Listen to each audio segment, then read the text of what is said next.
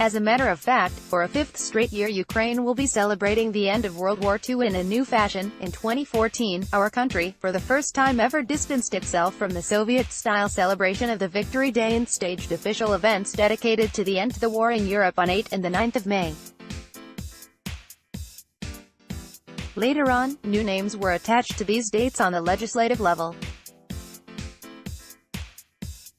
Thus, the 8th of May, according to the decree by President Petro Poroshenko dated the 24th of March 2015, became the Day of Memory and Reconciliation, whereas the 9th of May, according to the decommunization laws that were approved by the Parliament of Ukraine in April of the same year, became the Day of Victory over Nazism in World War II. At the same time, the former date is a memorable day, while the latter is an official state holiday and day off. Why new measures were necessary? The rethinking of the events of World War II is not only a requirement of time. Ukrainian historians for a number of years have been talking about how inappropriate it is to use the term, the Great Patriotic War, in the context of our country.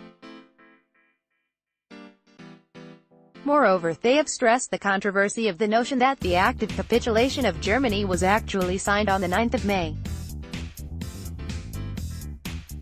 According to the Ukrainian Institute of National Remembrance, the fact of the matter is that for Ukraine the war began on the 1st of September 1939, when Nazi Germany attacked Poland. On that day the German Air Force bombed Lviv and other cities. The institution goes on to say that from the 17th of September the Soviet Union became a German ally in the World War II. As a result of division of Central and Eastern Europe between the Nazis and the Communists, territories of Western Ukraine and Western Belarus became part of the Soviet Union in 1939, while the Baltic states, Bessarabia and Northern Bukovina all followed suit the next year. Therefore, it could be said that the term, the Great Patriotic War, for Ukraine, June 1941 to May 1945, is incorrect from the first day of the war, the 1st of September 1939, to its last day, the 2nd of September 1945. World War II was not limited to military actions and occupation of a territory that is present-day Ukraine, but also include the participation of Ukrainians in military actions on all of the military battlefields, the institute concludes. The controversy around the Day of Victory over Nazism is that the parties to the conflict signed the act of capitulation of Germany in a suburb of Berlin late at night on the 8th of May 1945 precisely at 10:43 p.m. Central European Time, hence, at 12:43 a.m. on the 9th of May Moscow time. The ceasefire was declared for 11:01 p.m. Berlin time, when it was already the 9th of May in Eastern European countries too. This is why the overwhelming majority of European countries sadly commemorate the end of the military actions on the 8th of May, while on the 9th of May they celebrate the Europe Day, which began with the proclamation of the Schuman Declaration published on the 9th of May 1950 and is considered the start of the unification of Europe. Taking into account the difference between Kiev and Moscow time, this date of the end of World War II is considered more appropriate for Ukraine too.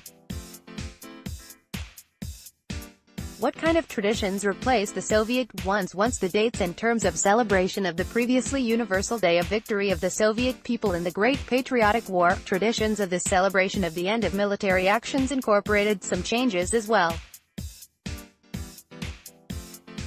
Previously in Ukraine, just as in Russia, which is the direct descendant of the USSR, the victory over fascism was celebrated with military parades, fireworks and the cult of Soviet military commanders, seeking to demonstrate military might.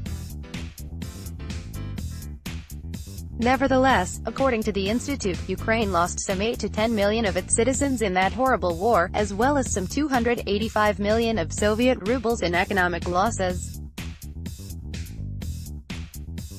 Crimes by both the fascist and communist regimes were committed, meaning that there are actually very few events for Ukrainians to celebrate, while there is a lot more of sad and tragic events that should be commemorated. This is why the use of communist or Nazi symbols has been declared officially unlawful, whereas the parades and fireworks were replaced by mourning the victims. The commemoration is now focused on stories of individuals within that horrendous war, as opposed to commemorating the history of military actions. At the same time, it should be pointed out that the Soviet symbols such as red flags and St. George ribbons were replaced by new attributes. In particular, poppy flower has become the symbol for the Day of Victory over Nazism in World War II, as well as for the Day of Memory and Reconciliation. Poppy flower is the universal, worldwide symbol of celebrating the memorable days of the Second World War. It is worth noting that his emergence is linked to the poems of two people, a Canadian military Dr. John McCrae and a representative of the Christian Association of Young Women Moyna Michael. Under the impression of fighting in Belgium in 1915, John McCrae wrote the poem, In Flanders Fields, which began with the words, In Flanders Fields the poppies blow between the crosses, row on row. That mark our place. Moyna Michael, on the other hand, wrote We Shall Keep the Faith in 1918, wherein she promised to wear the red poppy to commemorate the fallen soldiers. It was exactly Moyna Michael who put a red silk poppy onto her jacket in November of that year. In Ukraine, the symbol is used in its own style designed by the Kharkiv-based designer Serhiy Mishakin. The motto of both commemorative days in 2014, when Ukraine first joined the European tradition of celebrating the Day of Memory and Reconciliation, was Never Again, and was changed to We Remember. We win. What's in the program of celebration planned for it in the 9th of May? Finally, it should be pointed out that there is no universal plan of events for the entire country on the Day of Memory and Reconciliation or the Day of Victory over Nazism in World War II.